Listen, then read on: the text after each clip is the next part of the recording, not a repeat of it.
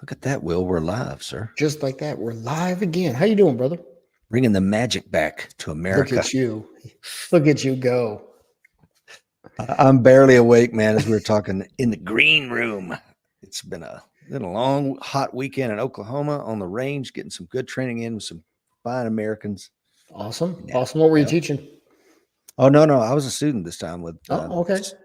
Simon Golub of pistoltraining.com. Julie Golub's husband. He's a, Uh-huh. uh, Well, so obviously a pistol course. Was it competition based, concealed carry based? it's a great question, man. I would say the context was defensive handgun. Okay. But really, the emphasis was, and it's a very unique idea for a 2-day pistol class, and that is cold performance, Okay. performance on demand. Like it's your first shot of it, because that's the way it's going to be, right? For us, Right. Sure. the defensive context, right? Yeah, you're not gonna be. Hey, let me get some dry fire in here. Yeah. Hey, excuse me, sir. Yeah. You stand there for just a second. Yeah. Let me get some dry Yeah. fire in. I'll be right back with you. Just hang on. Yeah. So no, it's cold performance, and man, he pushed us. I wore a hole in my finger. Over the course of 2 days. It was a fantastic course.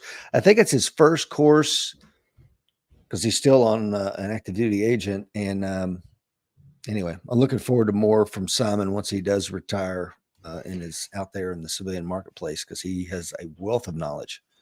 So I'm True curious master. because, you know, the way I've always thought of cold performance is, first shots at the range, right? How do you Mhm. maintain that cold performance idea throughout an entire training day? Well, and that's the thing, because his point, and of course, there's no science backing this up, but if you do dry practice, like what I'm going to institute is, there's a tree as I'm walking to my truck. I'll Hmm. get a few dry fire reps in before I get in my truck, right? Maybe do Okay. 10 if I've got time, jump in the truck, and maybe that will last me 40-ish minutes, a little bit of warm up. Okay.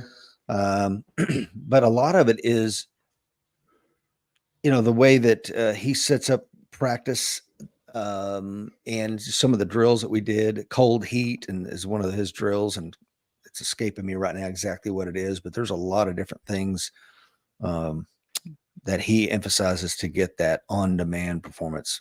And then, of course, there was a lot of. It was one of those things, man. You got to show up and be able to perform at this level. It's not a Hmm. basic course. You show up at this level, and then there's testing throughout the day on both days. Like, all right, here we Okay. go. Everybody gather around, get the stopwatch, get the pack Yeah. timer out, and you're recording scores and stuff. So I like that. Yeah. Yeah. I do too. I mean, there's too much. You know, we've all seen it. The guy on YouTube. Okay, first run, and you can tell it's the 14th take. Exactly. It's like, Yeah. no, You're that's not not fooling how. anybody, buddy. Yeah, you're not fooling anybody, and you just lost credibility, and that's not how the real world works. Because we get all, I can sit here and be like, yeah, best draw time I ever pulled off to a shot in an IDPA down zero zone was 0.94. Yeah, I think it was Mhm. my 25th try of the day, and I was just throwing rounds up there. Yeah. Not realistic at all. And I tell you, I was probably in the short bus on this class. I mean, there was some fantastic It wasn't shooters. just that class. Oh, I'm kidding, brother. I just couldn't pass that up. Will's back. I love it. But I mean, as far as shooting ability, I'm like, and that's unusual. Normally, I'm in the top third. I'm nothing special, but I can hang. But here, I think it might have been an invitation only class, so everybody in there were studs.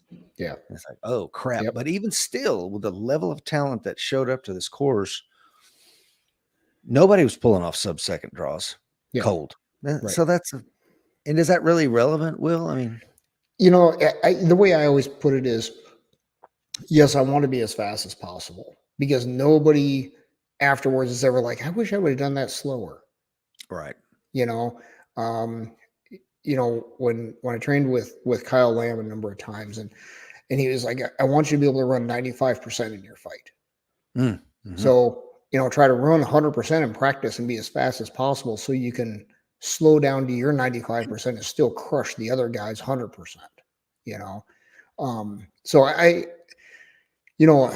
won't name names, but there's one trainer out there who's, the sub-second draw is a parlor trick. And I'll agree, 97 doesn't win the gunfight and 102 loses it, or a second and a quarter loses it, or pick your Mhm. number. There's so much more to it. But if somebody can be faster and more efficient, then it's going to give you that margin in the real encounter, right? And that's exactly right. And that is what you just said, efficiency of movement. Mm-hmm. There's no slop. It's just, and that's going to breed the quicker times. Mm-hmm. Uh, Getting that plane level to when the gun comes out, it's pushing straight to the target. And by the time my arms go to full extension, there's a round breaking. Yeah. All those little things like that is probably what's going to win the gunfight, or just don't be in one at all. Yeah, That would be. absolutely. But there's also and we've Steve all seen Martin's this. comment here. Well, do you see that? No, I His mean, first hit is a better measure. Yeah. Who gets that first hit on meat? yeah, Probably going to freaking win the fight. for Will sure. Rhodes is on too, man. Yeah, Good good to morning. see you, Will. For some reason, I'm not seeing the comments over here on the side here. Oh, they're there. I switched them off and back on. But we've all seen it in bar fights too. That Mhm. guy that is obviously confident, the fight never happens, right? Right. So the better our skills are across the paradigm, empty hand, knife, gun, the bad guy's not looking for a fight. He's looking for an easy target. Correct.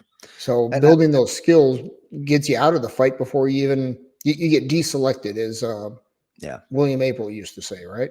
Well, and Justin Carroll and I went to this course, and we had 11, 12 hours to chat on the way down and on the way back in the hotel at night and stuff like that. I think people need to know you just bumped into another predator. You know what I mean? Yeah. Yep. And whatever way you can let them know that. And I think we do that with our presence, Hmm. organized behavior, man. Yeah. I You do think it with the hair. exactly. That's what I'm saying. You think this is an accident? Nope, not at all. Nope. It's all part of the mystique. That's right. Mark is on over there in Australia. Says, "Good morning. Notifications work for once." Well, freaking Awesome. thank Glad to God. have you, brother. And I apologize to everybody, man. It's my fault we're not on our normal Monday. I had to ask Will to do today's show. He's put together a great show. Once again, I will be your favorite cymbal banging monkey over here in the corner, adding some sort of gravitas to Will's amazing presentation he's got for you this one. Well, we're going to start off, guys. We're going to switch gears a little bit. This came up last week or the week before, generators. And we were talking about grid issues. Um, so we're going to talk generators. And I'm looking for your input here too, brother, because you have power issues. I did a couple shows ago. I lost power and went out and implemented what we're going to talk about today. So start off here with this story from the Telegraph just to kind of set the tone a little bit here. String of mysterious attacks across Europe opens new front in Russia's war on the West. And I'm not going to try this person's name. I'm assuming this is a female. Dutch defense minister recently told EU counterparts that electricity and water supplies, as well as undersea infrastructure, were particular weak spots. And the gist of this article, if you want to look it up, is there's been a lot of attacks against infrastructure, food, distribution places across Europe, and it's suspected it's the Russians. Well, hell, I say we blew up the Nord Stream pipelines. You don't think they're going to attack others, underwater infrastructure? Nord Stream 2 was underwater. It didn't stop us from blowing it up. Exactly. Allegedly us. Who knows? Yep. So, but yeah, that's right, man. You got to understand the threat that we live in right now. Yep. And you got to understand the vulnerability threat of where you live. I live out in a rural spot, down a dead end road, sixth house from the end. We are the last people to get power back. Yeah, exactly. And even that one time when power went out here, I got power back 2 days before my neighbor did. Never have figured that one out. Let's talk about some big picture stuff here for generators. I've had both of these. I've had the Generac unit, the big Generac whole house unit that runs off natural gas. And right now I'm running portables. I've got two of these Predator units, much like this one in the picture. So far, I'm preferring the portable one. It's a little more work, but it gives me more options too. And we're going to dig into that. What are you running, brother? Same thing. I've got one of the Predators and I've got two other ones. So I've got three generators right now. And okay. Yeah, the same thing, but it's rewired back into the house. I'm wanting to get a whole house generator. Mm-hmm. The money set aside. I just got to get somebody out here to give me a quote. But and I'm sure we'll get into the issues that have kind of slowed me down on pulling the trigger on that. All right, let's dig in. Yep. All right, so let's start with generator safety. Don't run them indoors, guys. Even in a garage, even a detached garage, I would not run it in there because you always have a fire hazard there too. Mm-hmm. Okay, you don't want to be out of power and trying to get the fire department out when they're dealing with all kinds of other stuff to take care of your garage fire. So put it outside. Only fuel it when it's shut off and cool. Now we're going to get into that a little bit. You don't have to run the generator 24/7, so there is an opportunity for it to cool off, and allow it to completely cool off before starting indoors. I keep one up at my pole barn, and I keep one in the garage. And when it's in the garage, it's right up against other stuff, and that muffler is still hot. If the power's back, there's no rush to get it back in the garage. You got to go back through and get everything else, back on grid power, so there's no big rush there.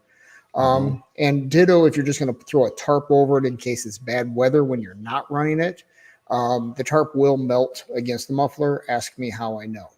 Same. Yep. So I had a power cord running to it, and I didn't. I put it too close to the muffler, and I came out there, and it's just, melting it away.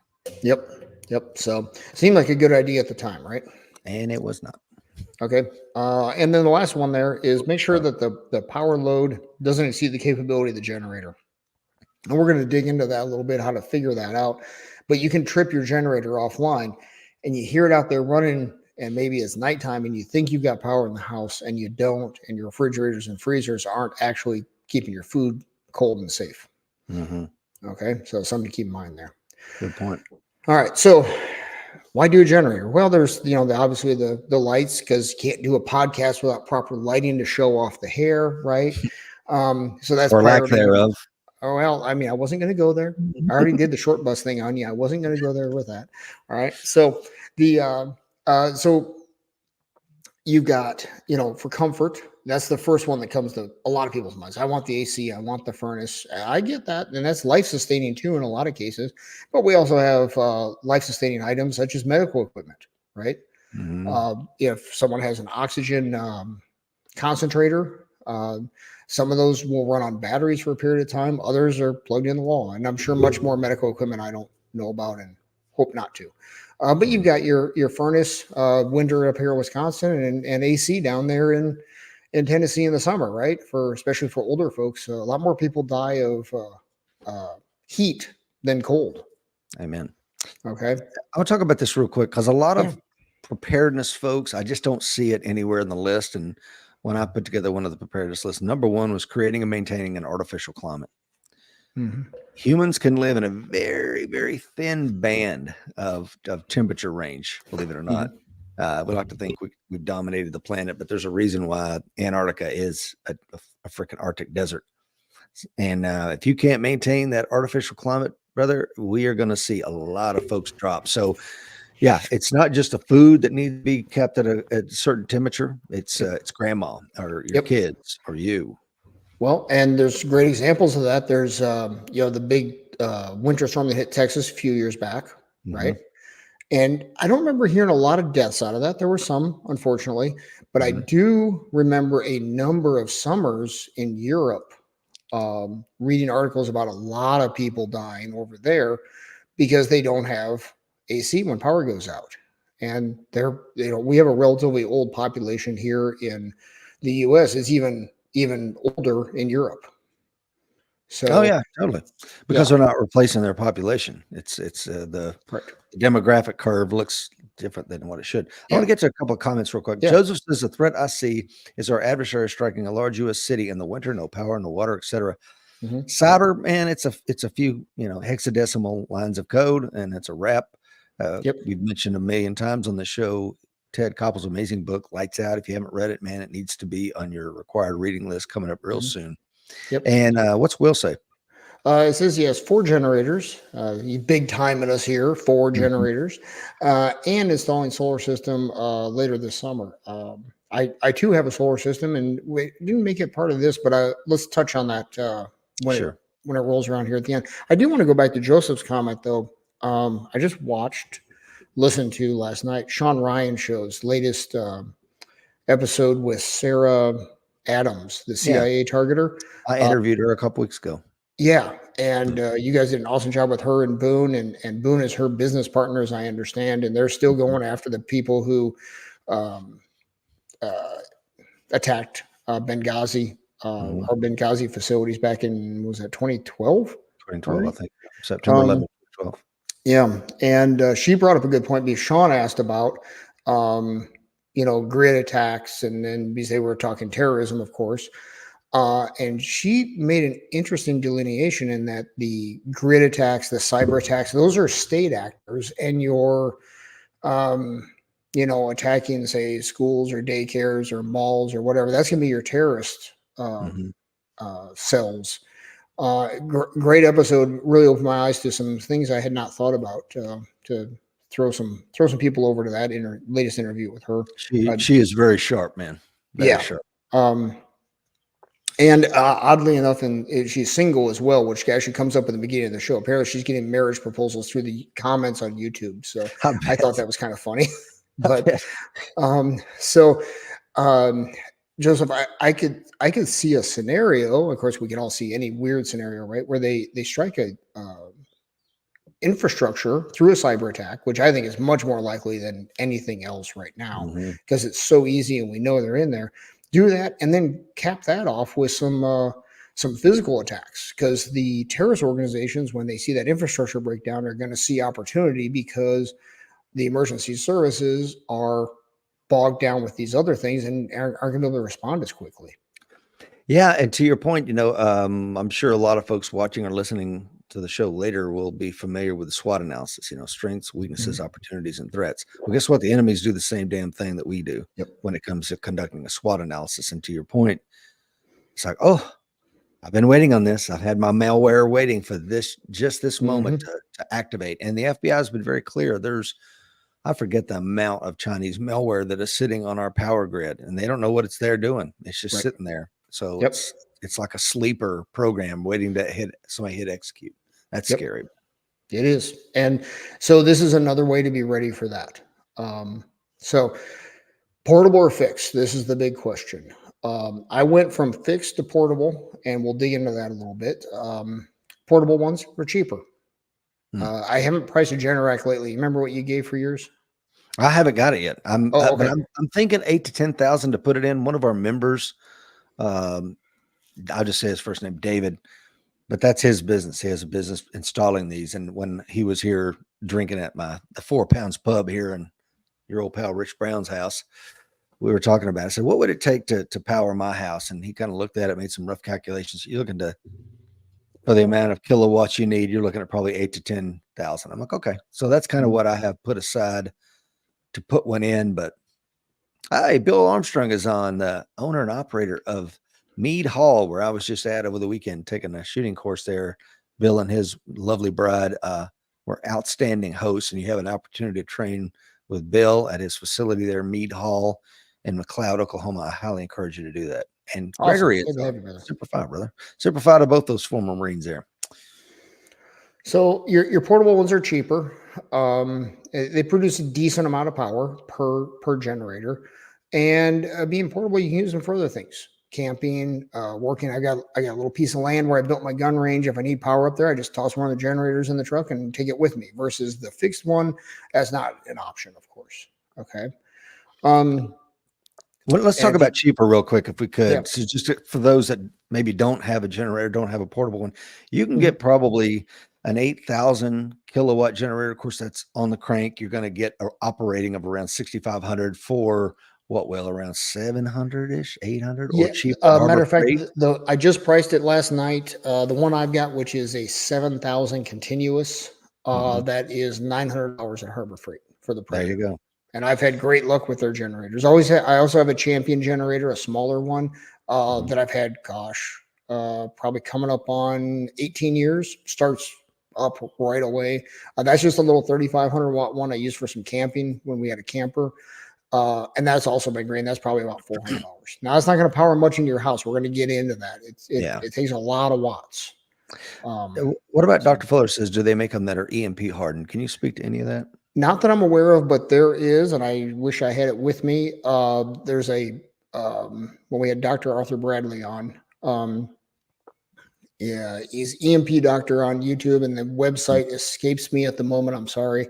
Is it disasterpreparedness.com or something? Disaster Preparer. I think it's disasterpreparer.com.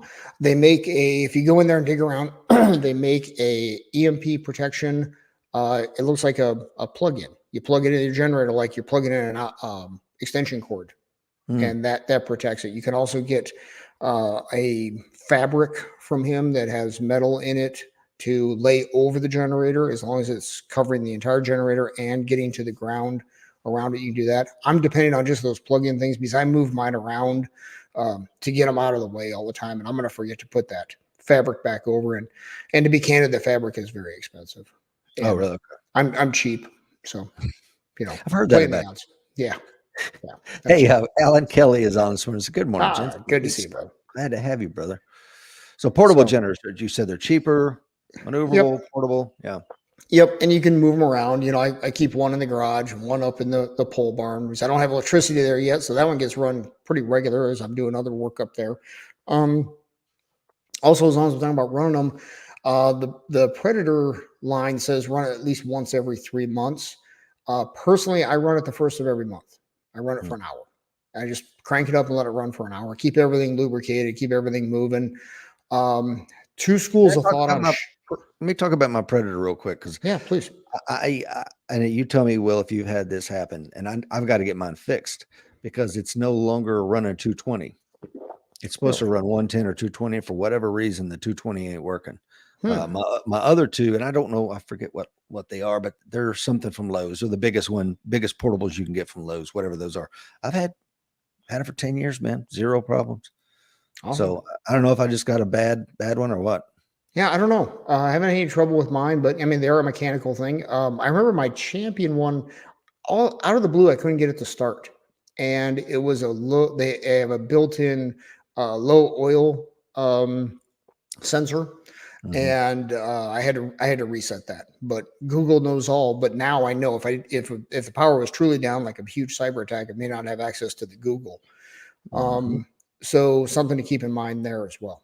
Along those lines, something I did here at the house that ties into Google is we went from a landline internet, if you will, to we're using T-Mobile. So it uses 5G and then turns that into the Wi-Fi for the house. So my internet is no longer dependent on grid power or anything from the grid if somebody cuts a fiber optic cable. So it gives me one more backup there. As long as I've got 5G service. And the cell towers, from what I understand, most, if not all of them, have small backup generators on them with a propane tank. I don't know how long they'll last, probably just a number of days, but it gives me a little bit more there versus depending on the landline, so to speak. Yeah, excellent point. So, the other thing with running the generators each month, there's two schools of thought on shutting those down. Some people say just hit the off button and let it shut down. First off, I run non-ethanol gas through all my small engines. I don't want ethanol in there clogging things up because I've had that happen far too many times to four-wheelers and lawnmowers. I personally shut off the fuel flow. Yeah, same here. Engine, and then let it run dry. Now, some people say that dries the gaskets out. So far, I've not run into a problem with that. Can you explain why that's a better option, Will? I think it's a better option because if a person does accidentally or has to run some ethanol gas through there, it dries out the carburetor jets. So you're not going to get that mold and mildew and whatever else ethanol grows clogging up those jets, because then you get to take your carburetor apart and clean it up. Not fun. Yeah. Now, I love working on cars, but I really hate working on stuff when I need it. Yeah.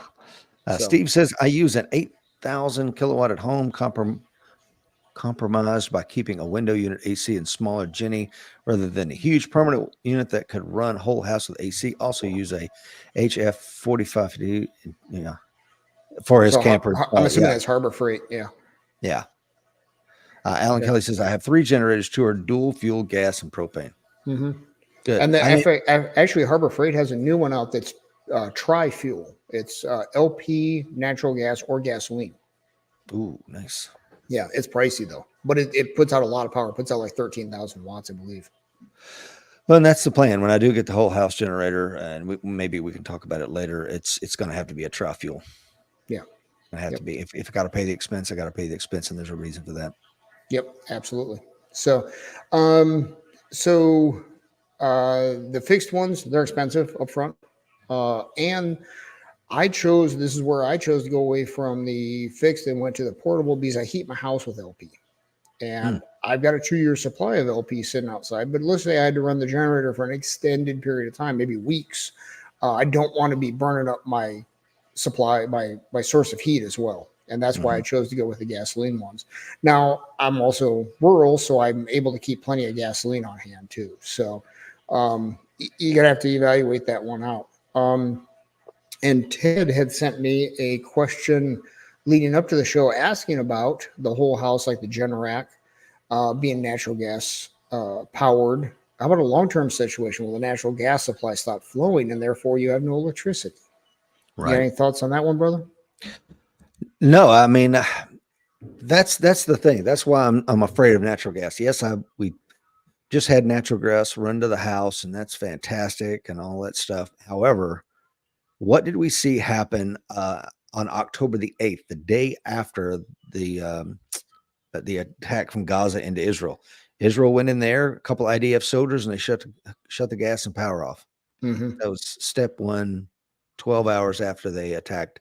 And you have the power to do that. And if you look at where the gas lines run in the country, there's just a few places that you'd have to literally turn a switch, push a button, run a line of code to turn off the natural gas, which is why, propane is a fantastic idea. I'm sure it has its vulnerabilities, but having the gas or diesel that you can put in there yourself. And what I saw was from my Red Cross days is you might be in an affected area where you cannot get propane. They're out. It's going to take months or two to get it more. They're out of diesel. They're out of kerosene. They're out of all these things that we need to keep our home heated.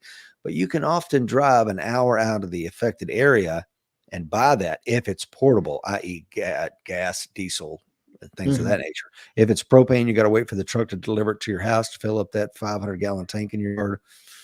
Yeah, good luck. It might take a minute. Yep. So Bill brings up a good point of a split here, and we're going to dig into that here in a moment. The other thing is with the natural gas supply question that Ted brought up, though I had not thought about the vulnerabilities you just brought up, but I could not find and do not know a definitive answer, but the common thought out there is the natural gas pumping facilities, well, they have access to natural gas, so they can run their own generators to keep their pumps running. But what if something happens upline of them, which is what you just brought up, which is an excellent point. Let's say there's a cyber attack on one of these main switching points or whatever they're called. If that local pumping station, so to speak, can't get access to the natural gas, well, then it doesn't matter.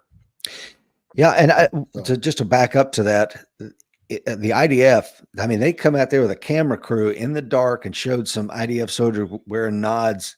Literally, a couple guys are pulling security and the rest of them are literally just turning those big hand cranks to turn the gas off. Yeah. And then you have to defend that point because guess what? If I'm a Gazan, I'm going to do everything I can to turn that damn thing off. Of course, they can push a button at the switching station. So maybe that was nothing more than a media moment, but really it will never leave my head that the government, once they decide to come in, they can turn that natural gas off. Right. For sure. And there's always going to be these vulnerabilities, right? And of course, the vulnerability of being on your own is eventually you're going to run out of gasoline or LP or fill in the blank. So, and of course we can't, get set up forever. That's just about impossible. But you can at least get a long-term solution, meaning weeks. Exactly. Which is going to get you through 99% of things. And that other 1%, well, that's why we have the training vault with all the skills you can build to take care of you and your family. Amen. And Dr. Fuller has an excellent point. And I Mhm, think you and I see a lot of the world from a similar lens in the sense that we're both rural. You might be in mhm, Wisconsin, I might be in Tennessee, but we both live a similar rural existence. mhm. But what about our members that live in apartments, live in HOAs, like Dr. Fuller said? They would flip out if he put a LP tank in his backyard. First, his HOA would really flip out about loud cars and burnouts if I was around. I'm just saying. But with that said, yeah, those are limitations. And even apartment dwellers, they make small generators that are pretty darn quiet. Harbor Freight makes one that's I believe it's 2,000 watts, has its own inverter built into it, sips gasoline that can go out on a balcony, right? Yeah. And it's quite quiet. There also comes a point. I mean, one thing about HOA is still installing an LP tank. That's really hard to hide. When the truck comes in, it drops it. But for apartment dwellers, bring the generator in late at night, throw it on your balcony. By the time they get angry about it, you've had power for 3 days when everybody else is out. My Well, take is deal with what the about aftermath. well, and the other thing is I think we need to be looking for longer term solutions. If you really believe in 2024 with all the stuff that's going on right now that this is a true threat, Yeah. uh, then maybe you take an opportunity to say like, "Hey, honey, by December the 31st, I would love to see us be renting a house or in some other arrangement other than this apartment where we can't do some of the things we need to do to be in a better state of preparedness." What do you think of that? Am I making too much of that? No, I think you're absolutely right. These are the weighing the pros and cons, as I'm sure Dr. Fuller has for his area. You're looking at these things, and you know, if a person has the means, perhaps a secondary location where you can have these backups, or Mhm. at least have, if it's going to be, like, say, the Texas storms, have an idea where you're going to go, right? Right. We've got friends up in Oklahoma, or we have friends in, fill in the blank, Arizona. And this bad storm's coming, we're going to be, and it shuts everything down. And it's like, we're going to be 2 weeks without power. Well, take off over to the friends, hang out with them, have those plans for the short term solutions that can't really do within that. And Alan brings up, he's running the same sort of stuff. What's he have to say? Alan says looking at a bulk storage for gas having problems with zoning regs and suppliers will not pump unless certain amount means many trips of 5 gallons. Yeah, and we've talked about this before when it comes to preparedness. I've got 7 5 gallon fuel. I think you have a longer term fuel solution if you want to talk Mhm. about that, but Sure. I've got a ghetto solution of 7 5 gallon cans loaded at any time. Yeah. Now, one of the things for that is that's 35 gallons of gasoline I can turn my truck into if I needed to travel. If I've got a Mhm. full tank of gas, that's going to get me 600 miles, 35 gallons. And then I've got another 35, so I can go 1,200 miles without needing to Mhm. stop for refueling, as well as refueling my generators. So Mhm. it can do a lot for you if you're more portable, For but it sure. also has drawbacks. And what's your solution, Will? Well, I live here on the lake. That's my backyard right there. So it's very common for us out here, and we're rural. Very common for people to have the elevated gas barrels, like you see a lot of around farmers, and those hold. Mhm. They have a 300 pound or 300 gallon capacity, and usually just fill them to 280 to allow for expansion. I got two of those. Mm. Part of that is 'cause we go through a lot of gas between the toys and the lawnmowers and all that sort of stuff. So we go through a fair amount of Yachts gas. and jet skis and stuff like There, that. there is the yacht, but that actually runs on diesel, and that's 1,400 gallons to fill. I I'm knew kidding. it. I'm kidding. Okay, but the uh, so I have the real world justification for that, and then of course there's all the backup power stuff, and we have that filled with non-ethanol gas, and that's delivered, and that's, to Alan's point, it's 150-gallon minimum when they show up. The good news is it even for the non-ethanol, it's not that much more than pump gas because you are buying it in bulk.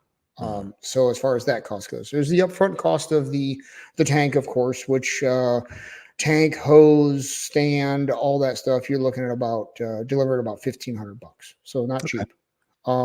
Now there is I started with a cheaper option, and I believe I got it off Amazon. While I'm talking here, I'll see if I can find it, and I'll throw a link up there. It's a 100-gallon tank that sits on the ground. You do have to have one of those crank pumps for it. Mm. Let me see. I'm searching back in my Amazon here. While you're doing Pretty sure that, it's related. I want to bring up something you mentioned a moment ago. Will, you said that having these pre-planned places that you're going to go in order to get away from the storm, right? Yep. A friend of mine last week says, "Hey, do you mind if I drop off a go bag just to kind of keep it there in case I need to roll there? It's going to have some of my stuff in it." I'm like, "Oh man, of course." Yeah. So if you live in a compromised area and you have, somebody like me or Will, a friend that lives in a rural area that's already kind of prepping, and you're close enough to go, "Hey, brother, can I leave this thing here?" So Yeah. if I just show up, with nothing, I at least have some of my kit there. I have no Yeah. problem with that. Yep, for sure. That link is coming right now. There it is with the that's off Amazon. It's a 96-gallon tank officially, $775. Um, Nice. it's showing 3.1 stars. Mine's been perfect. If I remember correctly from the reviews I read back when I bought it in 2020, just as the pandemic was starting, as a matter of fact. Mhm. Some of the negative reviews are people trying to move it around while it's full. Yeah, it's not Mm. gonna. It's. I have it sitting in one spot. I fill it with gas. I pump gas out. It's been perfect for that. Nice. So, and that's a way I actually fill that with 5-gallon cans with siphon hoses. So that might be a solution for you, Alan. And it's relatively inexpensive. Joseph posits this question. Well, it says, "What should we as a nation be doing to prevent attacks that we are not doing under current leadership?" And I can speak to this a little bit because my son is involved in this as a cybersecurity research scientist. He's currently working with CISA. Don't ask me what it stands for, but it's like the cybersecurity protection infrastructure, and they're partnering with Homeland Security. And what they're trying to do is, and this is something I didn't know, I don't think it's any secret here. Like in the UK, because they're so tyrannical already, they can force businesses. You will bolt on their cybersecurity protocols.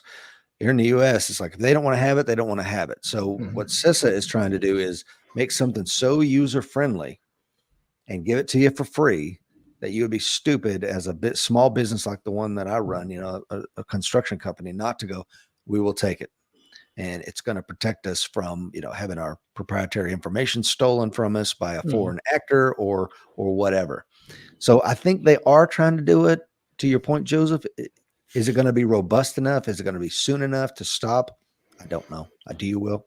I'll go a little more, I guess, cynical on this. I wasn't aware we had current leadership. Number one, It's a uh, regime. It's not leadership. Let's be yeah. clear. Number two, and more seriously, I think what it would take is a administration leader that's strong enough to let them know, yeah, you do that to us, you're going to wish you never would have. Amen. And that's really the only. I mean, that's you can take that That's what all the way stops to it. nuclear war. That's all that stops, bad people from doing things to us is that retribution. And we can look back in history, and we're not doing a great job at that. So No, I we need really to be don't know. very clear what a cyber 9/11 or a cyber Pearl Harbor looks like, and be very Yeah. clear. Like, this happens, brother. It's coming. Yep. We're Exactly. gonna bring So all the hate we got. yep. And I just don't see that happening with the current political environment. Really doesn't matter who's in the White House Mm. in that. So, um, all right. So we got through that one, I think. Yes, sir. All right. So how big a generator you need? All right. So this one, you're going to be surprised how big a generator you need, guys. Yep. So generators are rated in watts. What's a watt? It's volts times amps. Your house Mm. runs, most of your stuff on your house runs on 110. If anyone watching or listening later isn't familiar, if it's got one circuit breaker, one throw, one pole, it's called, that's 110. If it has two, it's 220. It's just two 110s put together. You take your volts times the amps. You can look on the end of the circuit breaker and see what that circuit is rated for. Most household circuits are rated at 15 amps. Mm. Some are at 20. Now, this is where you get into coulda, woulda. You can fudge things a little bit. The When you look at that, say if you go to the next page here, brother, we're going to do an example here. Mhm. Okay. So you got a 110 circuit, a single pole circuit breaker, and it shows on the end of that 15 amps. This would be a common one for say outlets or lights, things like that. And then you just multiply volts times amps to get your watts. So 15 amps times 110 volts gets you 1,650 watts. Now, that does not mean that circuit is going to pull 1,650 watts.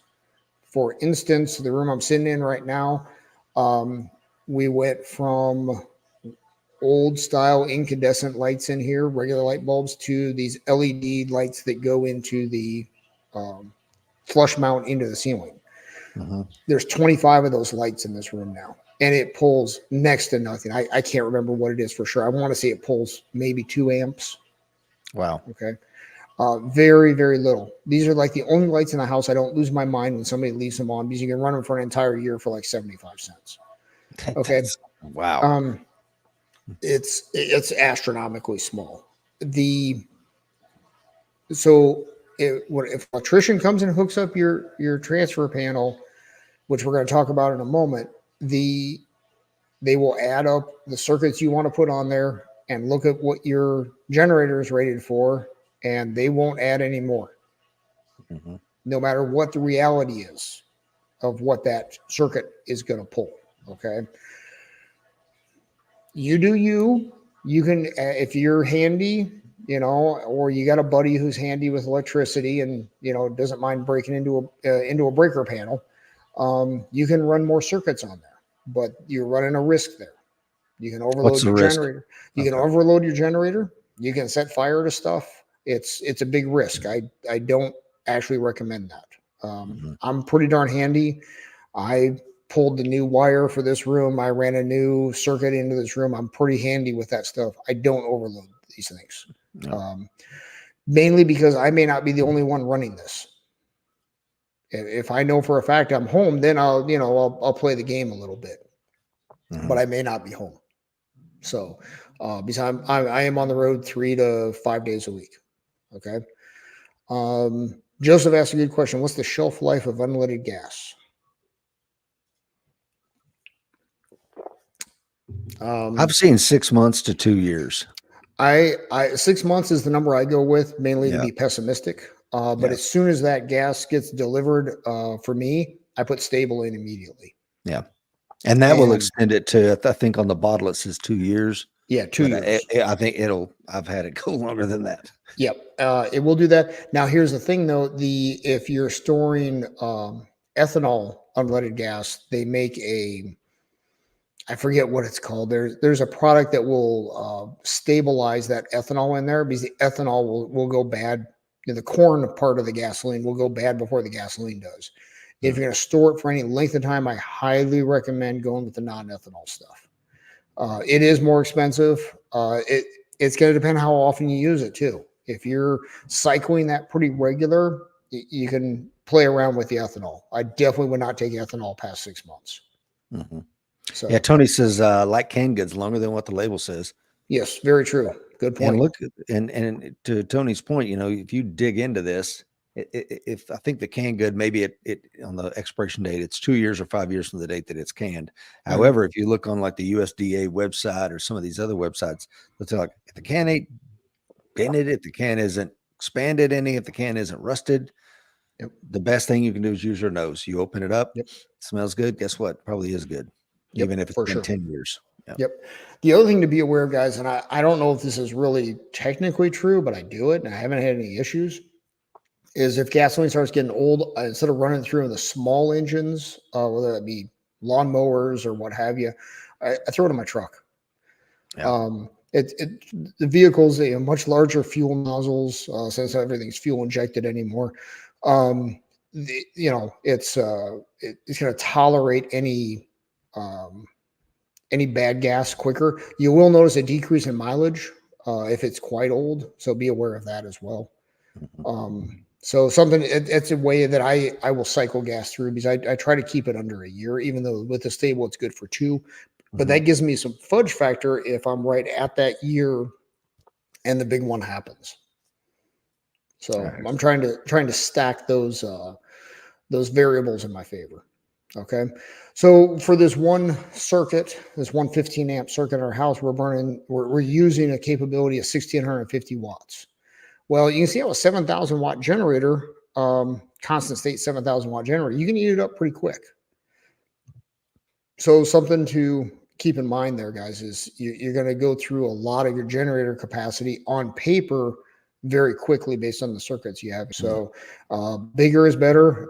In my opinion, multiple is even better because now you've got a backup generator. It brings other costs in we're going to talk about too with this. So my generator, we're going to get back to Alan's point with this, is a 7,000 watt continuous generator. Now, to Alan's point here, you got to be aware of the startup watts. When you look at a generator's numbers, there'll be a slash. Like mine is 9,250 / 7,000. So it can surge up to 9,250. That's your startup wattage. So if you got something big, say like your furnace fan, it's going to draw more power to get that fan moving than it's going to require once the fan is up to speed. Yep. All right. So I liken it to, pushing a car on a level surface. It takes a lot more to get the car moving than it does to keep it moving. Okay. So don't confuse that higher number. You got to go with a lower number, unfortunately.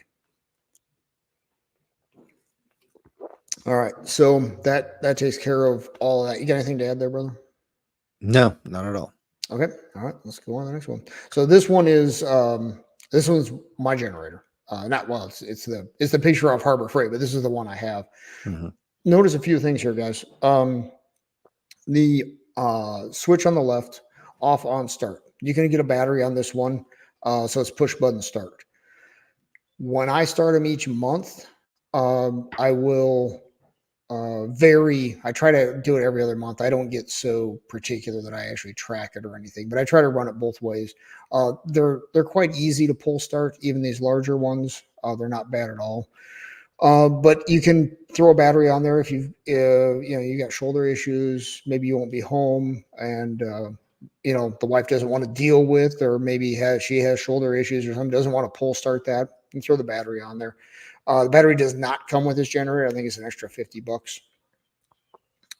You've got a cigarette lighter there on that one. I'm old. I'll call it a cigarette lighter. The 12-volt outlet. Okay. And then you can move across there. You've got a total of 4, the vertical rectangle looking ones. They're just regular plugs. Okay. So you can run stuff on your house, which we're going to talk about how to do. And you can run extension cords off of it as well. But you got to be aware of your running watts there, your 7250. Okay. Now for running stuff into the house, I use the one on the far right. I believe it's the upper one. It's the 240 running on a 30 amp. Okay. So you run that in the house, that'll plug right into your panel through what's called the transfer switch. Okay. So there's a cord that runs from the generator to an outlet on the outside of the house, and that'll power things that way. Something to be aware of, that cord that runs from the generator to the house is quite thick, and it gets warm. There's a lot of electricity flowing through it. It doesn't get hot. If it gets hot, you got other issues going on. So something to be aware of. You should be able to grab a hold of it and keep a hold of it. And if it's wintertime in Wisconsin and your hands are cold, it's a good way to warm your hands up a little bit. Okay. But one thing with that cord is don't let it lay on itself. Don't let it loop around and lay on itself, because then you're creating a hot spot there on that cord. So something to be aware of. And that's what I was saying. That cord that runs to my transfer switch, it was probably 2 feet away from the muffler, but over time, man, it just melted it. Yeah. It didn't expose any copper wires, but by the time I caught it, it had eat through the outer layer, which is pretty thick insulation. Yeah, it is quite thick. And Harbor Freight also sells this cord we're talking about, guys. Also, because I don't want it to lay on itself, this adds the safety just by making it part of my procedure for the generator. I've got a quote unquote spot where I have told the family, put the generator here. It's close enough to the house that you're not stretching the cord to get to the transfer switch, but it's also far enough away that the cord can't lay on itself. Yeah. Similar situation now after having learned that, there's a place where they're put. And the other thing it is that it allows me to do is I've already got it preset up there to run my chain through it to padlock those, because you got to be able to secure it. We're not talking about a generator running in times good necessarily. Right. But if you can't defend and secure that generator, they're going to walk away. That's one of the downsides we haven't talked about with a portable Very generator. true. Yeah, very true. They will walk away. So, and Alan brings up a good point. The longer the extension cord is, it can be an issue with electrical draw. Absolutely true. Absolutely true. Good point, brother. So we have to look at those things as well. All right. So let's go to the next one. All right. So just a quick overview here on how to connect the electrical loads with a transfer switch. So a transfer switch is really just a second circuit breaker panel inside your house. Okay. It allows the generator to be plugged straight into the home and items to be powered through that, just like the grid is still still up and running. I think it's way easier than running extension cords. Some people in different situations, extension cords might be the way to go for you. The downside of the extension cords is there's things you can't plug in. Your furnace, your air conditioning, your well pump, your sump pump. You can't just plug these other items in. They're hardwired into the house, right? Now, a person could incrementally do this, right? Get the generator, get some good extension cords, right? And then work your way, save up some money, do a transfer switch, and you can, constant incremental improvement in your preparedness here. Okay. The other thing is I'm pretty darn handy with electrical stuff. I do not install my own transfer switches though. I pay a electrician to do that. Okay. Because if it gets wired up wrong, you can back power the grid. Yeah. And I'm not going to hurt somebody. Some guy's out there just trying to restore power, making his whatever an hour doing that. I'm not going to risk hurting that person. Okay. That's just me. You do you. Okay. Yeah. And Tony brings up a bootleg way of doing it here. If you've got the right cord, you can back power your house through a dryer outlet. Okay. I did not know that.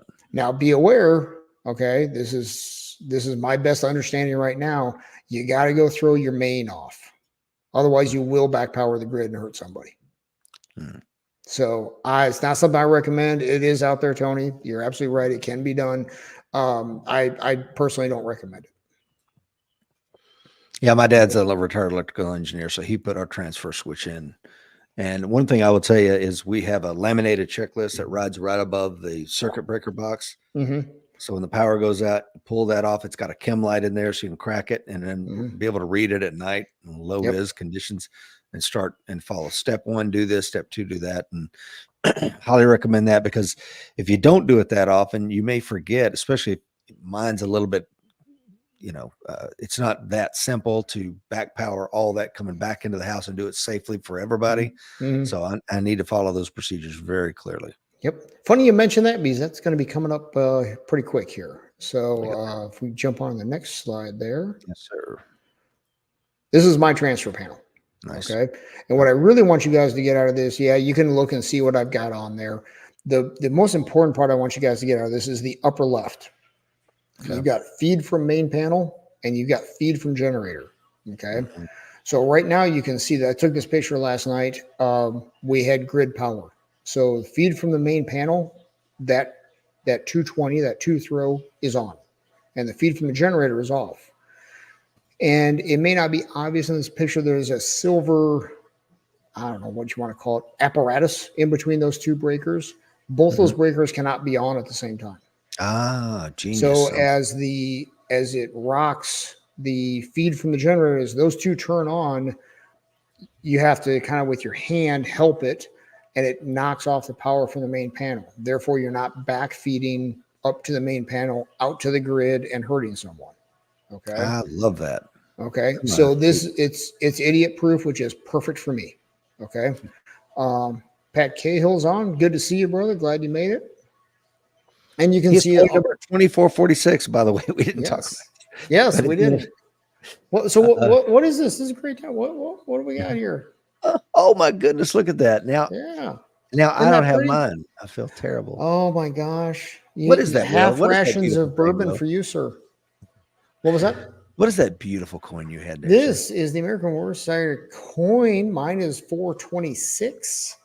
And that gives you access to the training vault and all the goodness there within. You've got BJJ, white belt to blue belt. You've got, oh my gosh, you got pistol, rifle. Most importantly, I think, is the assessment. Find out where you're at and what you need to work on, and then dig into the training vault from there and learn that knowledge and practice those skills and better prepare yourself to defend your family. Yeah, well said. So, Back to the show, man. Steve Mark's comment. What do you think here? He says, when running your generator monthly for maintenance, you should always put some kind of load on it. Also need a full load test annually with your heavy cable plug. What do you think? interesting. I had not thought about that. I'm going to start doing that. And unfortunately for me, or fortunately, because I'm in the country, is the way I see it. I get to load tested at least every third month. That seems like True. out here, and more so in the summer than the winter. You would think it's the opposite in Wisconsin, but more so in the summer. Um, so Let's get to what's Paris's comment as well. Paris says, I use a Generac connected to a natural gas line for the whole house. My goal is to withstand power outages during hurricanes. That's an excellent point, Paris, and I like where your head is at there, because what are you preparing for? Now, for me, it's more of all hazards preparedness. I don't live in a hurricane zone. I live in like tornadoes and ice storms and things of this nature. But really, I want to be prepared for as much as I can. Everything: cyber, EMP, CME, all the weird stuff that can happen, the outliers, the 1/10 of 100th of 1% that might happen. And that's why we're talking about, Paris, if you're late to the show, natural gas has vulnerabilities. We want to be clear on that. LP has vulnerabilities, relying on diesel, gas, all these things. So finding the solution that works best for you, I think, is what we're getting at, right, Will? Absolutely, yep. And I like the all preparedness idea, because I see too many people. Oh, and I'm not saying this is the case with Paris here, but I'm only preparing for that one thing. I'm only preparing for that 1 day power outage in Wisconsin. Well, I had one that was 6. Yeah. So if you're like, well, based on the manual for the generator, it'll burn this much gas in a day, so that's how much gas I'm going to keep. That's if that makes somebody happy and makes you do you. Okay, Let's talk. I want to have more capability in that. Yeah, I'm loving where your head is, and you got me thinking there, Will, because your position is 6-day regional power outage or local power outage, whatever. If it's something like that, where I'm down here in Tennessee and Will's like texting me going, bro, our power's out. It's the 3rd day, blah, blah, blah. Thank God I got the generator. Yeah. Okay. I get that, but I'm fine. What I'm thinking of when it's all the Southeast United States, or it's all the United States coast to coast, this is a problem. What then? And because right now, if it's a 2 or 3 day power outage, I might go, hey, I got generators. That's cool. But you know what I'm going to do? I'm going to grab the dogs. I'm going to grab the wife, and we're going to go to an Airbnb in Maggie Valley and chill out and just enjoy the lake or something like that. Well, my neighbors can text me when the power's back on. I'll just roll back in. But what happens when you don't have that opportunity, because it's everywhere. Yep. And to me, that's the scariest scenario. I don't know about you, Will. Yeah, for sure. And let's dig. I don't have this in the slides, but let's dig into this a little bit. Do you have to run the generators 24/7? Absolutely not. So the way I've got mine set up is we run them 3 times a day. A couple reasons for that. First, saves gas, and even just if like we're in the middle of a show and power went out for me, we knew that was going to be short term. We knew it was going to be about 12 hours based on what the utility company had out there. I just let the generator run the whole time. Yeah, it was a storm. It wasn't a big deal in the big scheme of life, right? So I just let the generator run the whole time. But you only need to run assuming you're not keeping the doors open much, you only need to run your refrigerators and freezers about 3 to 4 hours a day. So run your generator for an hour 4 times a day, right? Cuts down on fuel consumption. If it's the big one, cuts down on noise. Yes. And that takes it, because if they hear a generator running, A, they know there's a generator, and B, there's probably people there with some other supplies too, if they're that ready. So Correct. It's also going to increase your safety and security by running it less. So like I've got chest freezers, 3 of them, as a matter of fact. Moving blankets, cheap moving blankets from Harbor Freight. They're about $8 a piece. Put those over your freezers when they're not running. Now, when they are running, there's a side of the freezer and your refrigerator called the hot wall. And that's where the cooling happens at. Don't cover that up. If you're not sure which side it is, just put your hand on there when it's running. You'll be able to tell. It'll be warmish. Okay. Just don't cover that one up while it's running. And then cover it up with the blanket. Same way it keeps us warm. It'll help keep that cold when it's not running. So No, I love that. On that topic, we have friends who were missionaries in the Dominican Republic for years, and that's how they did it. They had one generator to heat their little concrete structure that they lived in. I wouldn't even call it a house or anything of that nature. It was anyway, it was a rough situation. However, they had all the conveniences of life for X number of hours a day, and they and that generator, they got it, they dialed in where it just basically would sip gas. Maybe it run 2 hours here, wait another 4 hours and run it for another 2 hours, whatever their cycle was. And you learn to live life like that. And if you spend a lot of time in third world countries, you know, you realize that once you move outside the town into some of the barrio and stuff like that, they're most of the world lives on these kind of things. So you might be living on them too one day. Absolutely. And Alan brings up a good point here.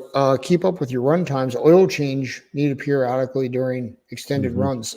These Harbor Freight machines, the Predators, 48 or I think it's 50 hours. I think it was 48 for 2 days. You got to do an oil change. There's no filter on these. They take about a quart, 1.2 quarts of oil. It's an easy oil change. It's not a big deal there. But you're running through a quart of oil every 2 days if you run it continuously. So make sure and have some oil around. I run synthetic oil in there with what they run. But let's say you're just running it 4 hours a day. Well, now suddenly you're looking at 12 days between oil changes.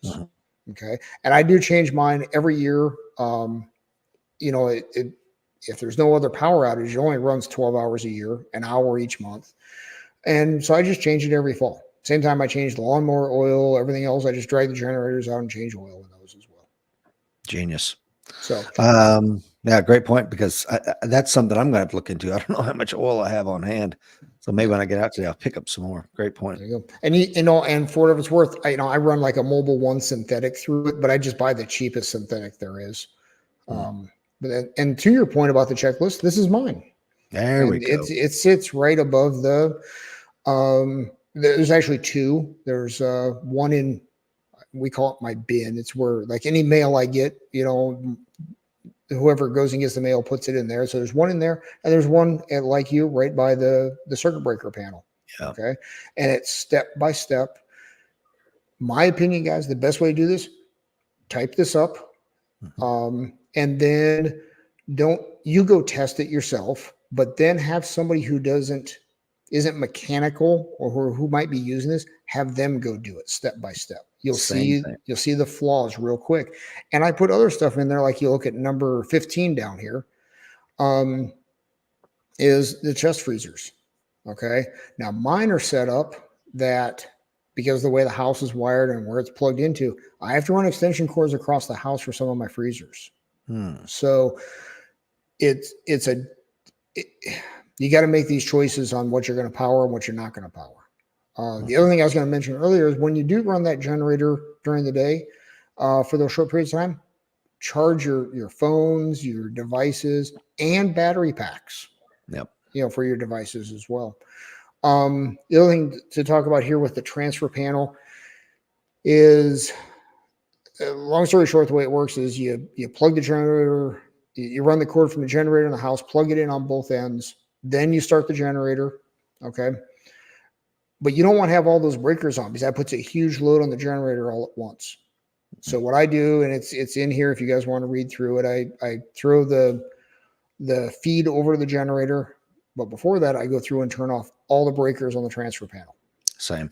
Throw it over and then turn the breakers on one at a time. And where the transfer panel is inside the house and where the generator sits outside, I can hear it. Throw a breaker on. You can hear it take that load. Is that what you're saying? Yep, exactly. You'll hear it bog down a little bit. If let's say it's summertime, like right now, and the AC kicks in right away, you'll hear that generator bog down, and then you'll hear it pick back up. When it's back up to speed, throw the next breaker. And that's all laid out in this in this, along with like even with a warm up time, like number 13. Let the generator warm up for 5 minutes. Put everything in there, guys. Assume nothing. Okay. Yeah. I think this is I've got this printed out relatively small. It's a full 2 pages. Okay. And then I've got another page on what to do during an extended period of time, how often to run it, how much fuel consumption to expect, things like that. Dang, I need to do that. I don't have that. That's an excellent point, Will. Because you and I might not be there. You might be in Oklahoma training when something happens, and it's Miss Lisa, right? So that's right. So try to put all that stuff in there, all the things that we just take for granted because we know it, because we thought all this through. Well, whoever's there may not have that same knowledge. Yeah. And the comms might be down. You might have, the wife can't call and ask the question. Hey, honey, what do I do with if you can't talk to her, then, and those kind of scenarios where it is an EMP, CME, whatever, don't expect the radios to work. Exactly. Yep. Yeah. And you might be taking the long walk home from Oklahoma. So it's going to be a while. Yeah. It's going to be a month or so, which exactly. I mean, we don't often think about this. Me and Mike, when we did the show, Nuclear War Preparedness. Awesome shows, by the way. Thank you, sir. I appreciate that. If you haven't listened to those, you might want to go back and listen to them. Because again, a lot of it's just all hazards preparedness. But one of the things is a walk to town for me, and I don't know about you, Will, let's say it's 12, 14 miles. Yep. That's a day of walking. Yes. And you're probably going to have to spend the night down there before you walk back, unless you have a pack animal or something like that. Wheelbarrows might be king. You look at any World War II, Korea, Vietnam. I mean, wheelbarrows and bicycles are freaking worth their weight in gold. Absolutely. But you got to be able to defend that stuff. So you might have a great wheelbarrow full of kit, but if you don't have something for the kinetic solution, you know what I'm talking about. Absolutely.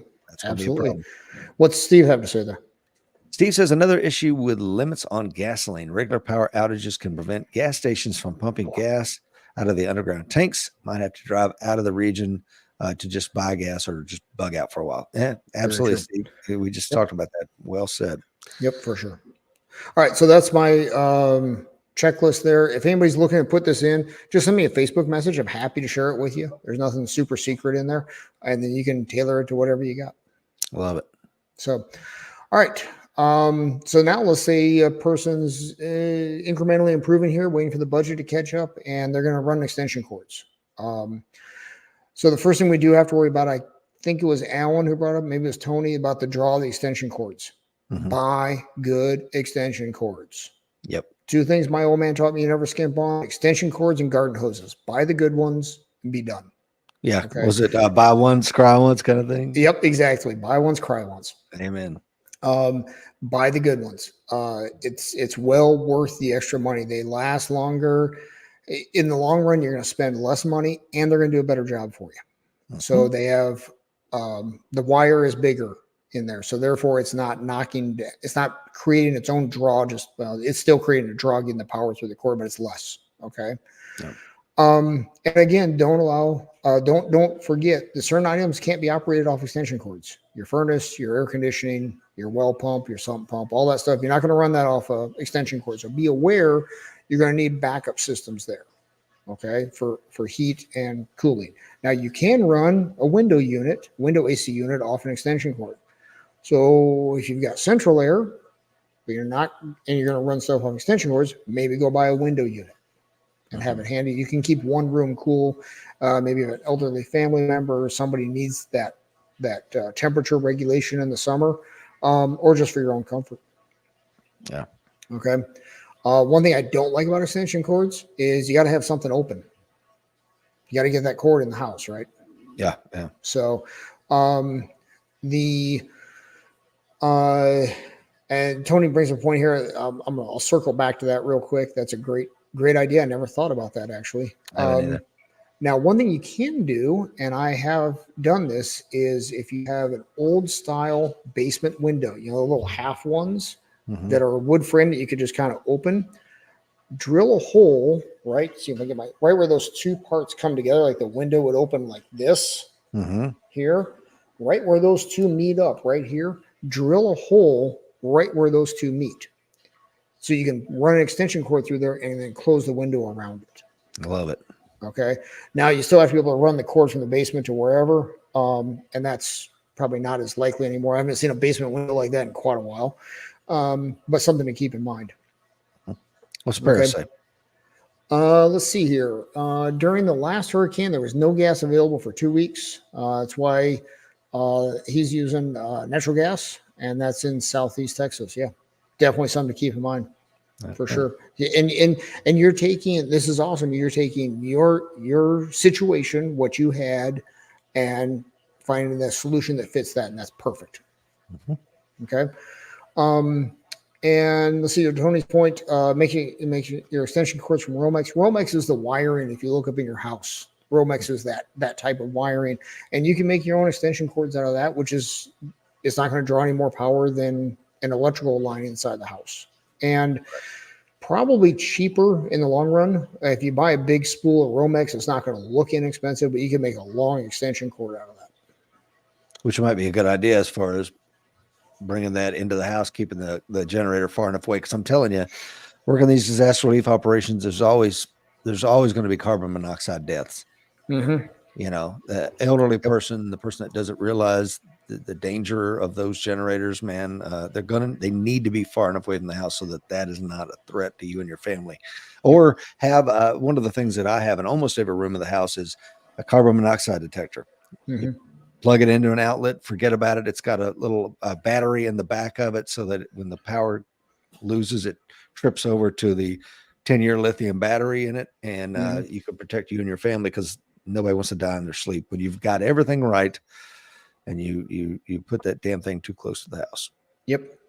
Giles on from the Philippines. Welcome, Hey, sir. Kyle. Hope you're doing well, sir. And the one thing I really don't like about running extension cords is it's going to be very tempting to sneak that generator closer to the house. Yep. And you say you got a window cracked open just a little bit and the wind starts blowing the wrong way. And the reason it's going to be attempting to keep moving that generator close to the house is I really want to plug in that thing over there and the cord won't quite reach. Yeah. Right. So really be aware of that. And up here where I'm at, if you leave a window cracked open, the mosquitoes will find a way in. And the mosquito is the Wisconsin state bird. True story, folks. Yep. True story. So they carry away small children in July. All right. So to kind of sum up here a little bit, guys, it's a huge asset. Okay. And it's not just an asset of, there's keeping your food good and all that sort of stuff. It's also a peace of mind asset. Mm-hmm. We were without power for a period of time, a couple different times, and it just takes the stress off the whole situation. Yeah, it's a pain to drag the generator out and start it up or maintain the Generac. You got to change oil on that, right? Those things are all a pain. But boy, that peace of mind when that happened down here, and one time we were out without power for 6 days, and people were getting weird. Okay. Yes. And it wasn't even regional. I mean, you could drive 30 miles away and get a hotel room. And there was a lineman out doing his job, trying to get power back. And the guy went out and said, "Why are you working over here instead of my house 3 or 4 miles over there?" And it wound up in a fight. Oh, yeah. Okay. So people are going to get weird. All right. So that peace of mind, we just went on pretty much like nothing was different. And because you were prepared. Correct. I want to talk to this because one of the things that we do with this Monday show, Will, with you bringing your economic perspective on everything, is one of the shows you said maybe a year ago, you're like, you gave the percentage, I can't remember what it was 80%, some obscene percentage of most Americans can't put $400 together right now. Mm-hmm. Yep. That's because they're living paycheck to paycheck. So they don't have the ability like you and I do, and most of the people watching and listening, to jump in your car and go to the Hampton Inn 2 or 3 counties over, mm-hmm. and let the kids play by the pool and then go back when the power comes back on. So they're going to be there causing freaking problems. Like you just pointed out, pointing a gun at the lineman. Hey, take your truck and get the hell over there and fix my stuff. My grandma's dying or my kid's sick or whatever. Yep. And they're going to be potential problems for you and I. Yep. And that's a great point on that part of the socioeconomic ladder. But I'll throw this one out there. This guy was pretty well-to-do. Really? Living in a house on the lake. He just wasn't prepared. just wasn't prepared. Wow. Stress, whatever that stress was, family barking at him to do something, whatever it was. Yeah. So I take your point, and it's a very valid point, but it's not just going to be those people. It could be people who think you should be taking care of me because I've got enough money to live on the lake. Don't take care of those people. Take care of me. Now, Wow. those guys are just jerks, to put it nicely. What if you had, let me ask you this, Will, because we also are a proponent of keeping cash at home, right? And if you did know, I don't know, I'm just making something up. You tell me if I'm way off base.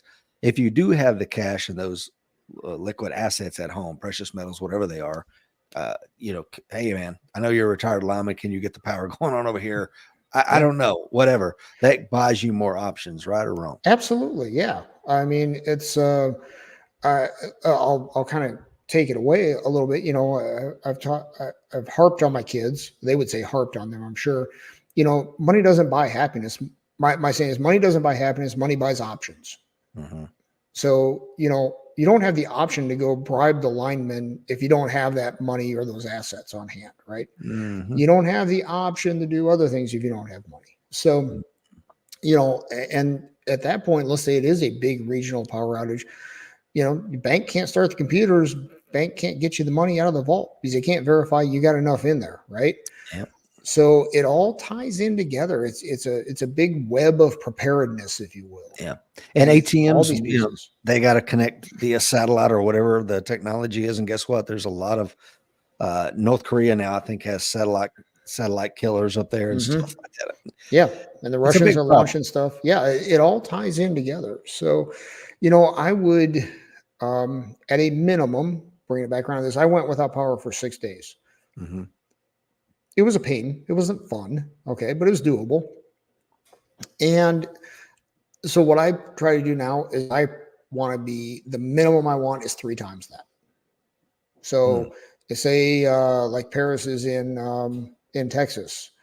And when that big storm hit, the winter storm or a hurricane, let's just say 2 weeks is the average to get it back after a hurricane. I'd want a month. Good point. Because you just don't know about the next one and how it's going to shake out, and you just don't know. Yeah. So, keep constantly adding to those preps you've got going, and be more prepared. I love it. So, speaking of preparedness, what is this, Will? I thought this one was funny. This one made the rounds around the internet. This is you'll see at the top there, Ford's Theater. We remember what happened at Ford's Theater with Lincoln, right? And you'll notice the no gun sign that is currently there. If only there had been one of those signs that evening, because that would have stopped everything. I'm sure John Will Booth would have walked in and went, damn it. Dang, they got me. Yeah. So that's just kind of hilarious. I hadn't seen that one, man. Yeah. That's it just cracks you up. So sheep. I know, man. Sheep. I don't want to tell you. Yep. But and that folks watching this morning, brother. Nope, not at all. So let's see here. Paris brings up water purification for the next show. We did that one. It's been a while back. It's probably been 2 years ago now, right? Yeah. So maybe we need to dig that slide deck out and do that one next week. Yeah, not a problem. So any closing thoughts, my brother Will? No, sir. That's all I got. How about you take us out, brother? I would love to. Guys and gals in Warrior Nation, thank you so much for being on today. If people need this content, you got people you love, people you go to church with, family members that need to be thinking in this regard, and they don't want to hear it from you. Maybe you're a broken record at this point. Share the show with them, man. Let them know that this content is out there. Let them know that incremental preparedness, it doesn't have to be all in one go. Like Will said, maybe you do your calculations and it says that I need 3 generators. Great. Start with 1. Start with the small one and work your way up to what you're going to need, because I think we can all agree, looking at the news and maybe some of the things that the news aren't reporting, but we feel is out there, that the fight is coming, folks. Need to be ready.